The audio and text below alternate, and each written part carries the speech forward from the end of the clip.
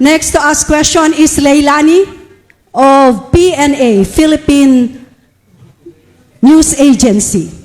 Leilani. Good afternoon. Thank you, kasamang Vicky. My question is directed to all na lang.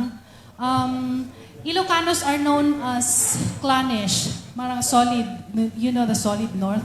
So, if tatanungin po kayo, bakit po kayo iboboto ng mga Ilocano? You may answer briefly lang po sana. Thank you. Thank you, Leilani. So, let's begin with Senator Lacson again. Si Senator Soto. Oh, dito muna, si Sir Erwin Tulfo muna daw. Para Ito talagang pinili ng alyansa ang Ilocos po. Kasi nga po, una, dito po nanggaling ating Pangulo at dito po nagsimula ang lahat itong bagong Pilipinas. Kaya nga po, narito po kami to awitan po ang inyong mga boto to vote for the alliance because iisa po yung objective nito. Tulad po na nasabi ng Pangulo and which you will hear later, sabay-sabay po babangon. Wala po maiiwan, wala po yung mga nasalaylayan, yung sa gitna, sabay-sabay po yan, naiangat. Yan lamang po. Maraming salamat. Okay, Ma'am Camille, bakit iboboto po kayo ng mga Ilocano? Actually, gaya po ng sinabi ni Senator Erwin Tulfo, kaya po natin pinili na dito simulan ang kampanya ng alyansa ay dahil dito po nagsimula ang ating mahal na Pangulong Ferdinand Bongbong Marcos. At syempre, we share his vision for the country. Yung mga pangarap niya, hindi lang para sa mga Ilocano, kundi para sa lahat ng Pilipino, yan din ang isusulong ng alyansa at sinusuportahan namin siya. At so, pare-pareho ang ating mga pangarap para sa ating bayan at para po sa amin sana ay tanggapin rin po kami at suportahan rin po kami ng mga taga Ilocos Norte. Thank you po. Si Ma'am Abby. I-claim ko na. Ang tatay ko po ay taga Isabela. Nung nag-ikot po ako sa Bacara, nakita ko po nakalagay ang mga Albano na dating mayor, merong pong puruganan. Ito po ay kamag-anak ng aking lola sa side po ng aking tatay. Kaya may nananalaytay pong dugong Ilocano kahit 1/4 na lang siguro o 1/8. Pero kasi nga clannish yung mga Ilocano, i-claim ko na. Na ako po ay hindi man ho 100% dugong Ilocano, may kakapiranggot na dugong Ilocano po.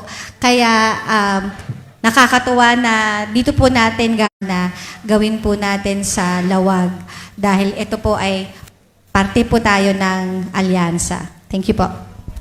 Yes po. Yes, Apo Ninong Manny Pacquiao.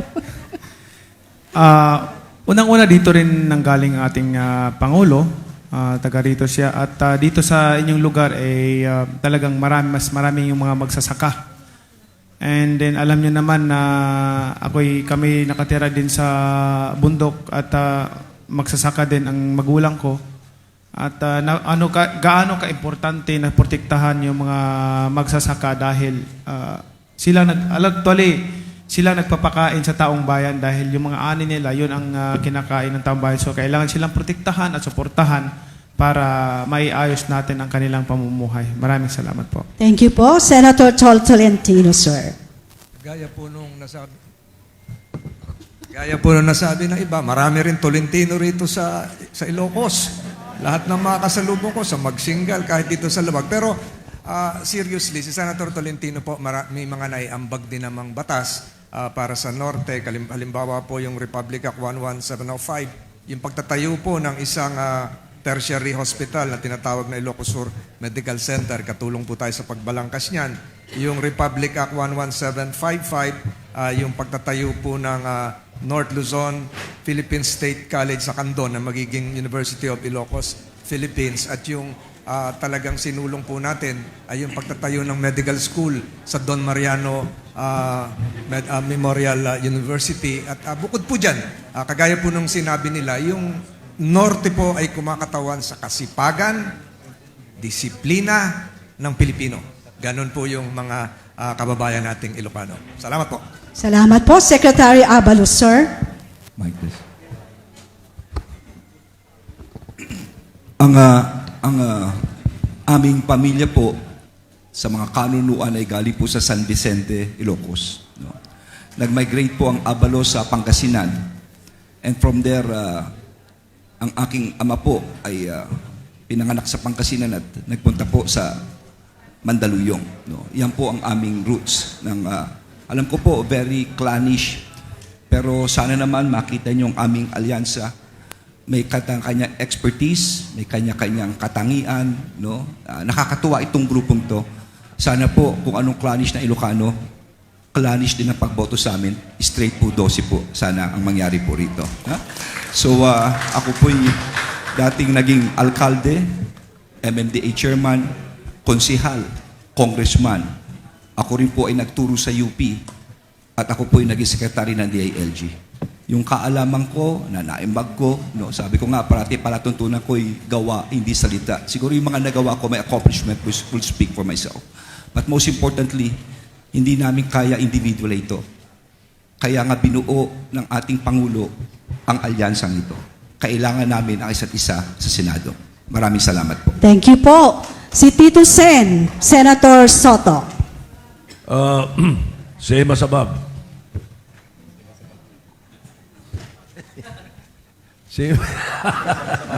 Tama ng Senate media. Say masabab. Yung mga sinabi nila, pero sa amin kasi, yung partido namin, yung NPC, kaya kami sumama sa alyansa, is because we wanted to support the programs of the President. Kaya wala nang babagay pang kick-off kundi dito sa Ilocos Norte. That's, I think it's as simple as that. Thank you. Salamat po. Senator Ping Lacson. Maraming salamat. Kami lahat nagkasundo nung minungkahi na dito yung kick-off ng proclamation rally sa Ilocos para ma-emphasize yung suporta ni Pangulong Marcos kasi Solid North. Personally, konting commercial, noong pong nireview ko po bago pumunta rito yung history ng boto ko dito, noong 2016, yung last na senatorial run ko, ako po ay nag-number 1 sa Lawag City at sa buong Ilocos Norte, number 2 po ako kay ngayon Speaker Martin Romualdez. Hindi ko naman po hinihiling na mag-number 1. Payag na kami mag-number 1 si Manang Aimee. Kung pwede lang po kami lahat number 2. Salamat po. Okay, ayan. Okay, another question from our local media, please. Si Ronald Valdris, then next is Janice ng Bomboradio. Ronald. Good afternoon to everyone. My name is Ronald from Radio Pilipinas Lawag. What is your approach in campaigning? Do you engage in negative tactics, sir? Your approach in campaigning? Siguro po, ang tanongin ninyo, yung campaign manager namin nandito. Ano yung napagkaisan natin sa kampanya? Sir, hindi naman ako kandidato eh. Yung kandidato lang. Hindi, walang negative tactics, di ba? Ang importante is paalam lang doon sa ating mga kababayan kung papaano ang ating mga kandidato ay makakatulong doon sa plataforma ng ating presidente na ang tanging layunin is maibangon ang ating mga kababayang Pilipino. Yun lang po. Huwag niyo na akong tanongin yung kandidato lang. Pwede kong Exempted sagutin. ako dapat. Pwede kong sagutin yung tanong Okay po. anong tactic. Ang amin lang po dito sa grupo ng Alyansa, gusto lang po namin talaga ipahayag sa inyong lahat yung sa loobin namin na gusto namin talagang umunlad ang ating bansa. Kaya po kami talagang nakafocus doon sa ano yung pwede nating gawin sa bansa natin para ang taong bayan ay guminhawa. Magkaroon, especially yung sinasabi nating micro, small, medium enterprises na marami pong nagugutom, marami pong walang trabaho, maraming walang hanap buhay at hindi nakapagpaaral sa kanilang mga anak. Yun po ang ano namin sa loobin namin. Wala po kaming tinatago kung ano yung mayroon kaming tinatago para sa inyo. Kung ano yung nasa loob namin, ipinapahayag namin sa inyong lahat na ang gusto namin at hangad namin na ang Pilipinas ay umunlad dahil ako man po, naiinggit ako sa bansa ng iba. Katulad ng Singapore o mga karating bansa na dati tayo ang tinitingala nila ngayon. Tayo naman ang tumitingala sa kanila. Nasaan ba ang Pilipinas? Nasaan ang bayan? So bakit naiiwanan tayo? So yun dapat, yun ang focus namin dito sa grupo ng Alyansa na kami nagkakaisa para sa tagumpay ng mga Pilipino. Maraming salamat po.